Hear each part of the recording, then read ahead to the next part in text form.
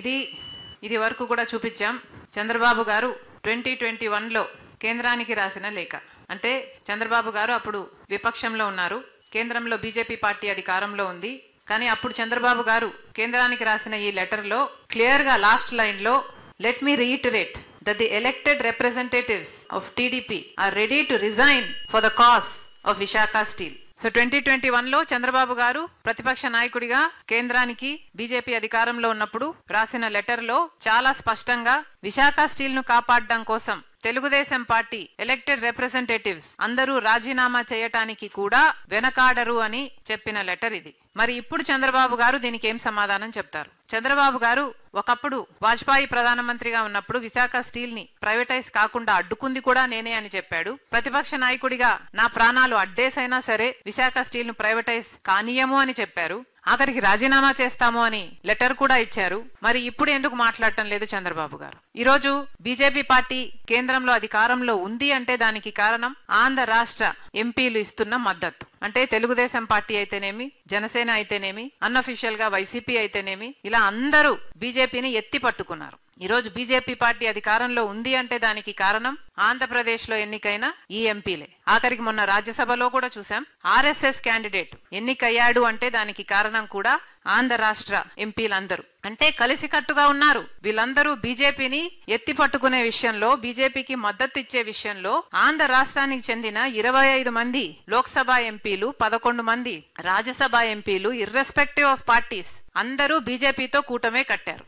ఇది వాస్తవం. కానీ స్వార్థ రాజకీయాల కోసం కూటమి కడుతున్నారు. కానీ ఎందుకు విశాఖపట్నం స్టీల్ కోసం ఐక్యమత్యంగా ఎందుకు నిలబడటం లేదు? ప్రత్యేక హోదా కోసం ఐక్యమత్యంగా ఎందుకు నిలబడటం లేదు? పోలవరం ఎత్తు తగ్గిస్తున్నామని ఫ్లోర్ ఆఫ్ ద హౌస్ లో చెప్తే ఒక్క ఆంధ్రప్రదేశ్ చెందిన, ఆంధ్ర రాష్ట్రానికి చెందిన ఒక్క ఎంపీ కూడా మాట్లాడలేదు. ఎందుకని? ఈ ఎంపీలంతా నిలబడితేనే ఏదైనా సాధించుకోగలం. ప్రజాస్వామ్యంలో చట్టసభలకి ఒక విలువ ఉంది. ఉన్న నాయకులకు చట్టసభలకు వెళ్లడమే మానేస్తే ఇక చట్టసభలకు వాళ్ళకి ఎన్నికై ఏమి లాభం ఉంది? చట్టసభలకు వెళ్లాలి, ఫ్లోర్ ఆఫ్ ద హౌస్ లో కొట్లాడాలి, మన రాష్ట్రానికి రావాల్సిన మేలును సాధించుకోవాలి. ఈ రోజు విశాఖపట్నం స్టీల్ కు సంబంధించి ఇందాక అన్నగారు చెప్పినట్టు ఆ భూముల విలువ దాదాపు 20,000 ఎకరాల భూమి ఉంది.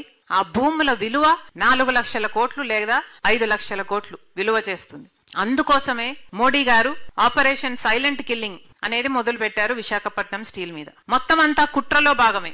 ఒక్కొక్క విషయంలోనూ విశాఖపట్నం స్టీల్ కు సంబంధించి రా మెటీరియల్ అయితేనేమి, క్యాప్టివ్ మైన్స్ ఇయ్యకపోవడం అయితేనేమి, ట్రాన్స్పోర్ట్ లాజిస్టిక్స్ అయితేనేమి, ఎన్ఎండిసి ఐఎన్ఓర్ అయినా సరే, బొగ్గైనా సరే, ఎలక్ట్రిసిటీ అయినా సరే, గంగవరం పోర్ట్ ఇచ్చేయడమైనా సరే, ఇలా అన్ని విషయాలలో ఉన్న ప్రభుత్వాలన్నీ కుట్రతో విశాఖపట్నం స్టీల్ ని ఈరోజు ఈ స్థాయికి తీసుకొచ్చాయి. కొన ఊపిరితో ఉంది. ఇప్పటికీ కూడా 2021లో department of investment and public asset management వాళ్ళు చాలా స్పష్టంగా 100% డిస్ఇన్వెస్ట్మెంట్ చేస్తాము, ఇది మా నిర్ణయము అని చెప్పిన తర్వాత కూడా ఈ ఎంపీలలో ఏ ఒక్కరూ కూడా పార్లమెంటులో ఉద్యమించలేదు.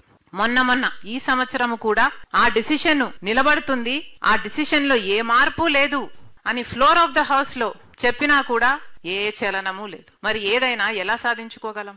ఎన్నికైన నాయకులకు ఉండాలి. మేము ఎందుకు ఎన్నికయ్యాం, మమ్మల్ని ఎవరు ఎంపిక చేశారు, మేము ఎందుకున్నాం ఇక్కడ అని చిత్తశుద్ధితో వాళ్ళు పని చేయకపోతే ప్రజలు మాత్రం ఏం చేయగలరు? ఇప్పటికీ ప్రత్యేక హోదా వచ్చునుంటే మన రాష్ట్రం ఎక్కడో ఉండు. కానీ అధికారం లేకొచ్చిన ప్రతి ఒక్కరూ వాళ్ళ స్వార్థ రాజకీయాల కోసం బీజేపీ పార్టీకి లొంగిపోయారు. ఇప్పుడు ఈ స్థితి. కనీసం ఒక రాజధాని ఉందా అంటే అది కూడా లేని పరిస్థితి. మరి ఎలా బ్రతకాలి? మన బిడ్డలకు ఉద్యోగాలు ఎలా రావాలి? అందుకే కాంగ్రెస్ పార్టీ ప్రతిపాదన చేస్తుంది, ఫ్లోర్ ఆఫ్ ద హౌస్ లో వివిధ పార్టీలకు చెందిన అందరూ ఎంపీలు కూడా విశాఖ స్టీల్ కోసం ఉద్యమం చెయ్యాలి. ఇది కాంగ్రెస్ పార్టీ డిమాండ్ చేస్తుంది.